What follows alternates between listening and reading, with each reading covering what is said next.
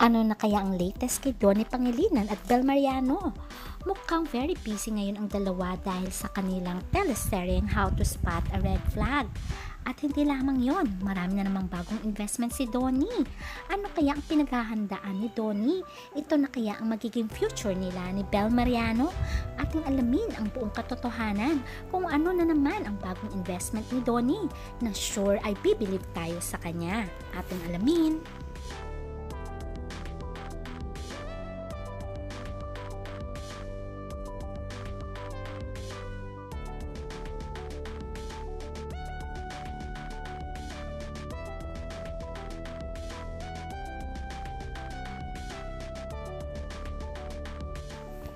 Hindi maikakaila na si Bel Mariano at Donnie Pangilinan ay isa na sa hottest stars ng ABS-CBN. Kaya nga tinuring silang New Generation Love Team. At sila ay isa sa hottest love team sa ngayon. Marami na rin silang napatunayan. Kaya nga binibigyan palagi sila ng teleserye at movies. Dahil talaga nag-hit ito. At talaga naman sinusuportahan sila ng kanilang mga fans, especially ang Don Bel fans.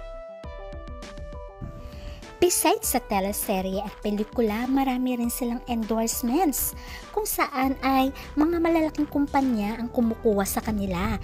Ibig sabihin ay nagtitiwala sila sa kanilang kakayahan na talaga namang matagumpay naman nila itong napapatunayan na isa sila sa karapat-dapat bigyan ng endorsement dahil sa kanilang huge following.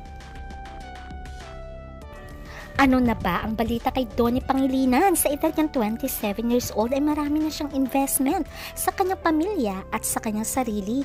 Ito ba ay paghahanda sa future nila ni Bel Mariano? Ating alamin. Inamin ni Donnie na marami na siyang real estate investments at the same time business ventures. Isa na nga itong condo unit niya na kaka-renovate lamang. Ito ay located sa Quezon City kung saan malapit ang kanyang work.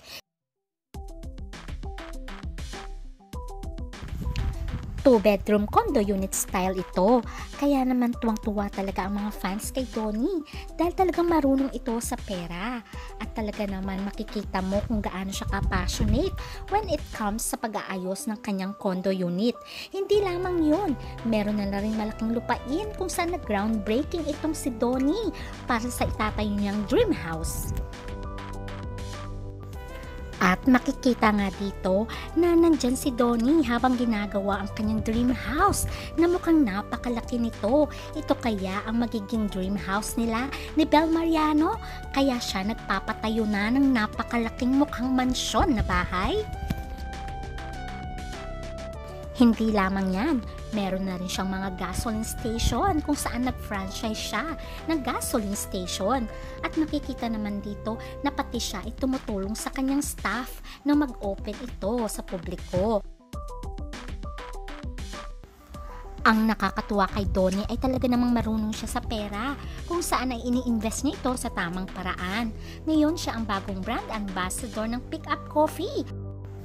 At mukhang meron na rin itong sariling franchise ng Pick Up Coffee. O diba nakakatuwa dahil marunong talaga si Donnie sa pag-i-invest ng kanyang mga pinagpagurang pera.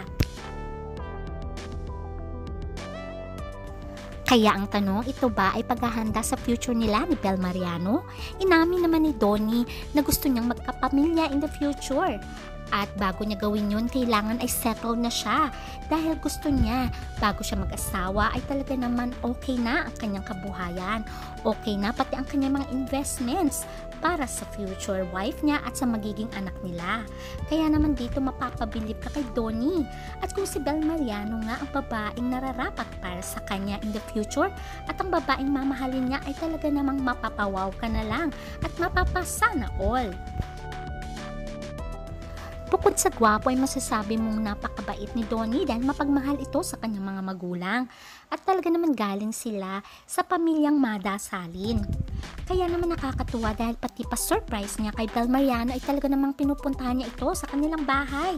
Makikita dito na hawak-hawak ni Bel ang kanyang flowers na galing kay Donnie. Hindi lamang yon, all out din ang support niya sa kanyang club team o sabihin na nating girlfriend dahil wala naman inaamin ang dalawa. Pero maraming nagsasabi na low-key lang ang kanilang relationship. O kita mo naman, napaka-supportive boyfriend ni Donnie kay Bel Mariano sa kanyang surfing.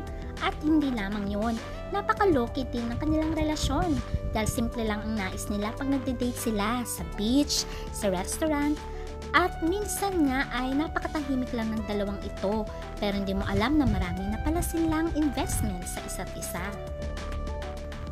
Tulad ni Donnie, marami na ring investment si Bel Mariano. Meron na rin siyang Lawson na grocery store. At makikita dito ang groundbreaking nito at talaga naman dinumog ng grand opening nito. Although walang pag-amin sa dalawa kung sila na nga ba o hindi pa ay obvious naman dahil laging nagjo-join si Bel Mariano when it comes sa family trip ng mga pangilinan. At sinabi ni Donnie na sumasama rin siya sa pamilya nga ni Bel Mariano. Makikita dito na ang family reunion ng pangilinan ay nandyan si Bel Mariano kasama ang kanyang mga pinsan na mga artista din. Kaya naman masasabi mong bagay na bagay talaga ang dalawang ito. At for sure ay nais ng mga magulang nila na sila na ang magkatuluyan balang araw. Dahil sa strong bond ng pamilya Pangilinan at Mariano, for sure ay may usapan na ang dalawang ito. At ito ang ating aabangan, ang pagpapropose ni Donnie kay Bel Mariano. Kaya abangan na lang natin hanggang sa muli. Bye!